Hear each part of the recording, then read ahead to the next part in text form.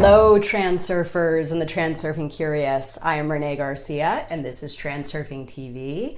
And this is one of the 78 days of practical transurfing. So I have a little confession to make. I actually read this lesson just previous to making this video, and by the time I got to the end to give my little 2 cents, I had absolutely no idea what Vadim was talking about in this lesson. I was totally confused, and I had to go back and read it again for me to realize exactly what it was he was trying to say. And what he is trying to say is really, really valuable if you don't want to mess up your life via reality transurfing. And I know that sounds a little bit wild, because it's like, how could reality transurfing mess up our lives? But it could, right? And this is going to be a lesson on how it could and what you can do instead of making this mistake. So I will get right into it, everyone. This is day 20, your way. It makes no sense to take on a way without heart. Following it, you will receive mismatch between the soul and the mind. You feel the inner discomfort, uncertainty, and anxiety. On the one hand, you think you do everything right, and on the other hand, your subconscious says that this is not right at all. And if the way has heart, you will immediately feel it. When you walk with it, an incomparable feeling arises. Everything will be as I want it, the typical quiet confidence. Search for your way on which the soul rejoices and the mind happily rubs its hands together. You will surely find it if you wish. So this is Vadim Zeland's interpretation. When you start living for yourself and doing whatever you like, everything else in the world will come towards you in order to meet you. Everything is very simple when the soul and mind are in unity. The rest is ordered automatically. But if there's no unity, for example, when the soul prays and the mind is afraid, then you should act carefully and cautiously. Listen to your heart, but remember that you live in a material world that cannot immediately respond to your wishes.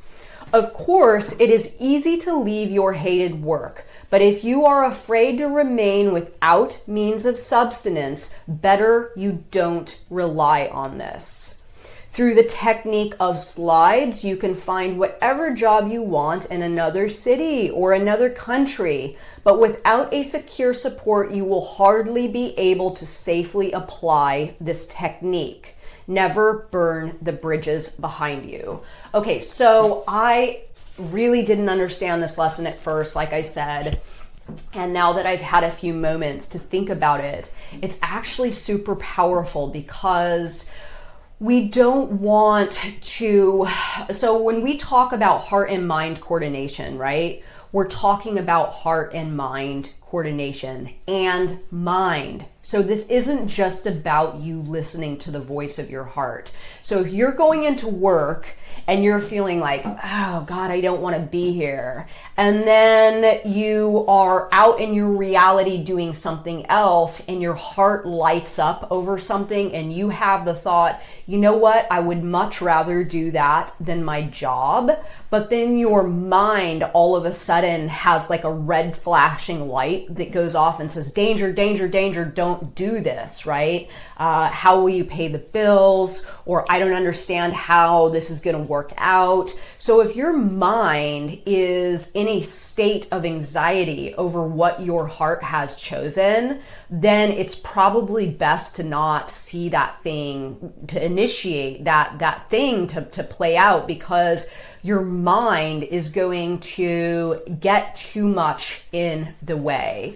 So what Vadim is presenting to us now is that you can still do what it is you want to do, but it's going to be utilizing and harnessing the power of slides, that you fill in all those blank areas that your mind hasn't yet figured out via the slide. So if you have found a new goal, but your mind doesn't know what to do with it, it doesn't know how to reconcile it or make sense of the new goal, just start living in the slide and all those pieces that are missing, all those little bits of information or things that you'll need to actually make that thing work for you in your material life. They will come via the slide. But don't just throw yourself into a scenario where your mind is panicked, not making sense of how you're going to pay your bills or live. So this is a big one. What I like to say is I let my heart choose, and then I let my mind get involved in the logic.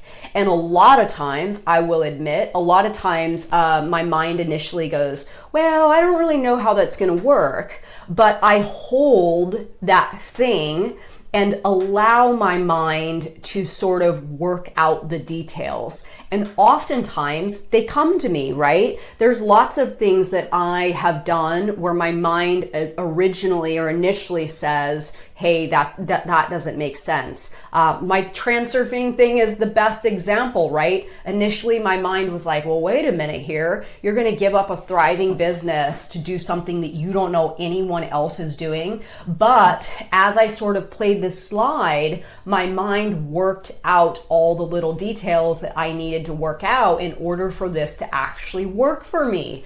So don't just jump off bridges. Don't burn bridges. Don't take a leap of faith without having your mind in a position to feel some comfort that it knows the direction and the steps to take. Because again, you're probably not going to succeed because your mind will be fighting you through the steps to realize the goal. So don't mess up your life, right? You can have it your way, but make sure you do it in the smart way, in the right way, and don't just go creating some scenario that your mind is going to constantly being freaked out about, because you're going to be going from one bad scenario to another. So anyway, let me know your thoughts, everyone, and have a good day, everybody.